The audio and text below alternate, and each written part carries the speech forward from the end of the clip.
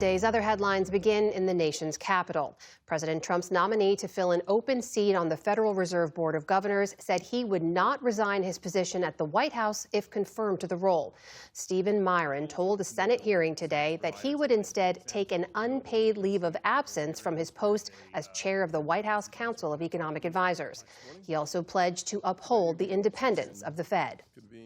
If I'm confirmed to this role, I will act independently, as the Federal Reserve always does, based on my own personal analysis of economic data, my own personal analysis of the effects of economic policies upon the economy, and act based on my judgment of the best economic policy possible.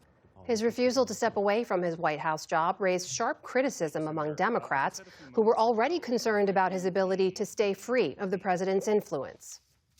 Every claim he makes and every vote he takes will be tainted with the suspicion that he isn't an honest broker, but instead is Donald Trump's puppet. Administration officials are hoping that Miron is confirmed in time for the Fed's next meeting on interest rates later this month. That comes as the Justice Department has reportedly opened a criminal investigation into Fed Governor Lisa Cook. President Trump has been trying to fire Cook for cause amid accusations of mortgage fraud, which she denies. The criminal investigation was first reported by the Wall Street Journal. In Florida, a federal appeals court paused a lower court's order to wind down the Everglades detention center known as Alligator Alcatraz. In a 2-to-1 ruling, the judges said it wasn't in the public interest to close the facility while the Trump administration appeals. Last month, U.S. District Judge Kathleen Williams ordered the center closed by the end of October. Separately, an appeals court is pausing restrictions on President Trump's use of force in Los Angeles. Earlier this week, a separate judge found Trump's deployment of military forces to the city was illegal and barred them from doing police work in the state. The administration appealed that ruling. Today's decision maintains the status quo in L.A. as the appeal plays out. The District of Columbia is suing the Trump administration to end its deployment of the National Guard in the city. Washington, D.C.'s Attorney General Brian Schwalb said the deployment of more than 1,000 troops amounts to an illegal military occupation. A White House spokesperson fired back, calling the case, quote, nothing more than another attempt to undermine the president's highly successful operations to stop violent crime in D.C. It comes as President Trump threatens to send federal forces to more American cities, including Chicago and Baltimore. The Trump administration is taking its tariff fight to the Supreme Court. Officials want the justices to reverse a lower court decision that ruled most of President Trump's tariffs are an illegal use of emergency powers.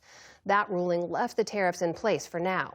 But the administration argues the decision, quote, casts a pall of uncertainty upon ongoing foreign negotiations that threatens the president's trade agenda. Government officials are hoping the high court will take up the case and hear oral arguments by early November.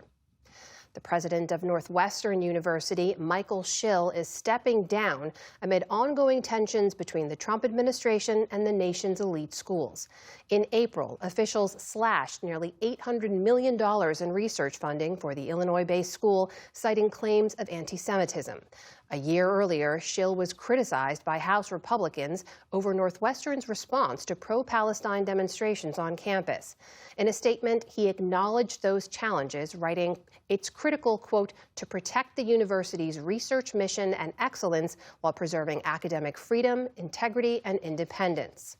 In Gaza, health officials said today that more than 64,000 Palestinians have now been killed in the Israel-Hamas war.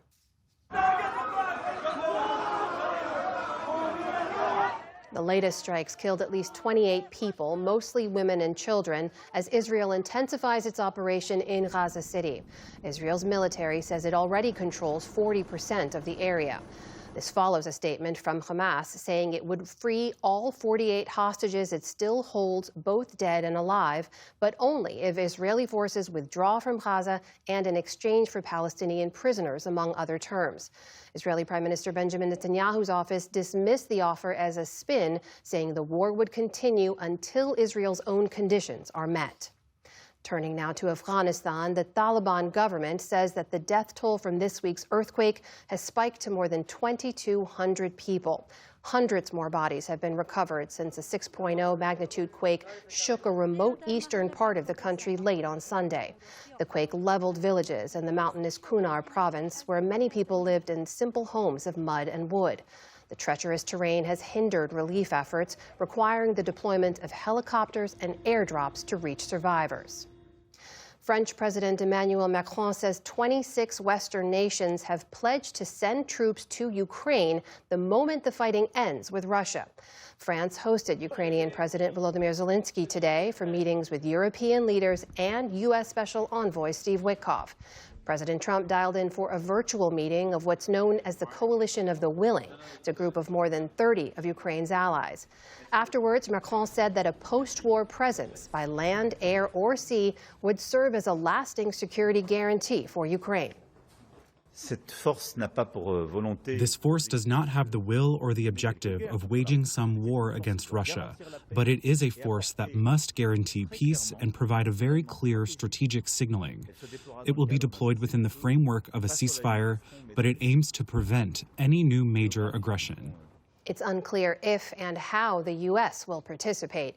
Both Macron and Zelensky say they're working with Washington to finalize a plan. On Wall Street today, stocks ended higher ahead of tomorrow's closely watched monthly jobs report. The Dow Jones Industrial Average jumped 350 points on the day. The Nasdaq rose more than 200 points. The S&P 500 also ended with solid gains. Still to come, on the NewsHour, the parents of a Texas flood victim advocate for better safety at summer camps. The fashion world honors the life and legacy of the late designer Giorgio Armani. And a tiny chef leaves a big impression online.